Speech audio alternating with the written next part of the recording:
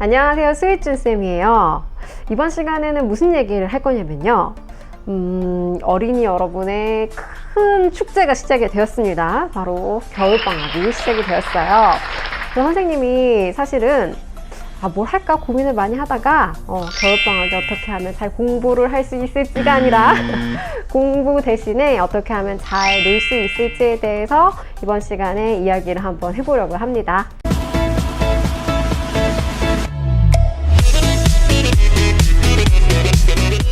선생님이 사실 이번 주제를 선정하기까지는 많은 고민이 있었어요. 겨울방학을 잘 보내는 방법에 대해서는 어머님들도 고민을 하셨을 거고 저도 고민을 했고요. 또 이제 학생 여러분들, 어린이 여러분들도 많은 고민을 하고 있을 텐데요. 사실 공부를 잘하는 방법을 어린이들이 고민을 하진 않잖아요. 다들 어떻게 하면 잘 놀 수 있을지에 대해서 고민을 하고 있을 텐데, 그래도 이제 어머님들의 마음은 그게 아니란 말이에요. 어머님들은 어떻게 하면 공부를 잘 시킬 수 있을까? 이게 어떻게 보면 좁혀지지가 않죠? 선생님이 이번 시간에는 여러분들이 재미있게 잘 놀 수도 있고, 또 부모님들도 이거는 조금 우리 아이의 성장에 도움이 되겠다 싶은 이 접점을 찾아서 어린이 여러분들 그리고 부모님들과 함께 얘기를 해보려고 합니다. 첫째, 재밌게 잘 놀기 위해서는 첫째, 늦잠을 자야만 합니다. 그런데 이 늦잠이요, 오후 2시까지 자고 막 3시까지 자고 이 늦잠은 아니고요. 선생님 생각에는 아침 한 9시, 8시나 9시 정도에 일어나는 늦잠이 좀 아주 정직한 늦잠이라고 생각이 들어요. 그렇다면은 8시나 9시에 일어나기 위해서 과연 몇 시쯤 잠을 자야 할까요? 1번 9시, 2번 10시, 3번 11시, 4번 12시. 정답은 사실은 없지만요. 제가 얼마 전에 어떤 기사에서 읽었는데 10시에서 새벽 2시 사이에 우리 어린이들의 성장 호르몬이 가장 많이 분비가 된다고 하더라고요. 그래서 10시에서 2시는 좀 그렇고요. 10시에서 12시 사이에는 좀 반드시 수면을 취해줘야 우리 어린이들이 쑥쑥, 요즘에 연예인들, 남자 연예인들 보면 다들 키가 크던데 쑥쑥 멋있는 어른으로 성장을 할 수 있지 않을까라는 생각이 들어요. 그래서 늦잠을 자는데 10시에서 12시 사이에 잠에 들고, 그리고 또 아침 8시에서 9시 사이에는 좀 일어나주는 늦잠이 가장 바람직한 늦잠이 아닐까라는 생각이 듭니다. 잘 놀기 위한 두 번째 방법은 바로 개그를 연마하는 방법인 것 같습니다. 어머님들이 아마 생각하실 거예요. 아니, 왜 갑자기 개그 연마 이러실 텐데, 선생님이 이렇게 아이들을 가르치다 보니까 개그를 연마하면 좋은 점들이 참 많이 있어요. 첫 번째, 개그를 연마해서 친구들한테 써먹을 수 있어요. 그러면 인기가 많아집니다. 두 번째, 개그를 연마해서 우리 장기자랑, 선생님 반 같은 경우는 한 달에 한 번씩 생일 파티를 했었거든요. 근데 그 생일 파티에 장기자랑을 했었는데, 그때 장기자랑에 나와서 개그를 하면 친구들이 빵빵 터지면서 반에 그날만큼은 그 반의 스타가 될 수 있는 그런 영광까지 누릴 수가 있습니다. 그리고 마지막으로 세 번째는 내가 개그를 계속하고 친구들도 웃겨주고 엄마 아빠도 웃겨주고 선생님도 웃겨주면서 자신감도 생기고 또 성격도 밝아지고, 또 이제 개그를 연마하기 위해서 우리가 또 개그를 봐야 되잖아요. 개그 콘서트 이런 거 보면서 스트레스도 날아가기 때문에 방학 때 마땅히 난 뭘 해야 될까라는 그런 방향이 서지 않은 친구들이 있다면 개그 연마를 한번 해보는 건 어떨까라는 생각이 드네요. 선생님이 지금은 6학년을 가르치고 있는데 작년에는 3학년 어린이들을 가르쳤어요. 근데 3학년 어린이들은 노래를 부르는 거 정말 좋아했었는데 6학년은 사실 5, 6학년은 노래 부르는 거 별로 좋아하지는 않죠. 그래서 이건 아마 저학년이랑 3, 4학년 친구들에게 해당이 되는 내용일 거예요. 방학 때 노래를 부르는데 한국어 동요를 부르는 것도 좋고요. 또 이제 엄마 아빠나 주변 친구들한테 물어봐서 팝송 중에도 굉장히 좋은 노래들이 많이 있단 말이에요.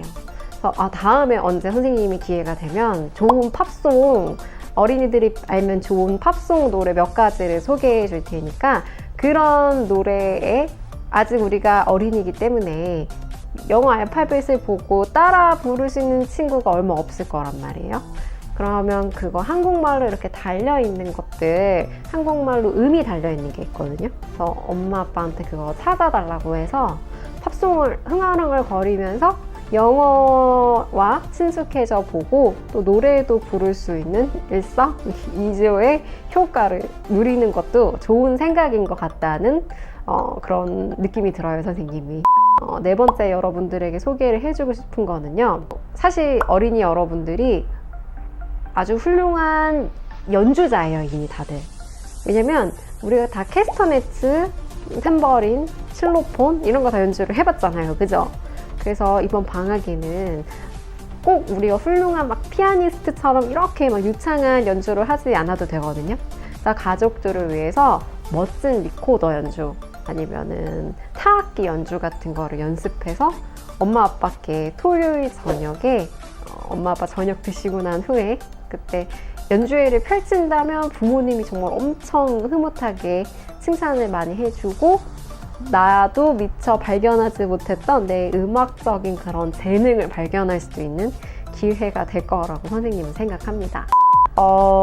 이건 선생님이 진짜 개인적으로 아주 추천하는 방학 중에 잘 노는 방법이에요. 어린이 여러분이 선생님이 지금까지 얘기했던 게 저 선생님이 하는 그 얘기가 내 스타일이 아니야. 안 맞아. 나 못하겠어. 이렇게 생각할 수도 있어요. 근데 이거는 여러분들이 꼭 했으면 좋겠어요. 뭐냐면 방학 동안에 우리 혼자 놀면 재미없잖아요. 누구랑 같이 놀아야 제맛이죠? 친구랑 같이 놀아야 제맛이잖아요.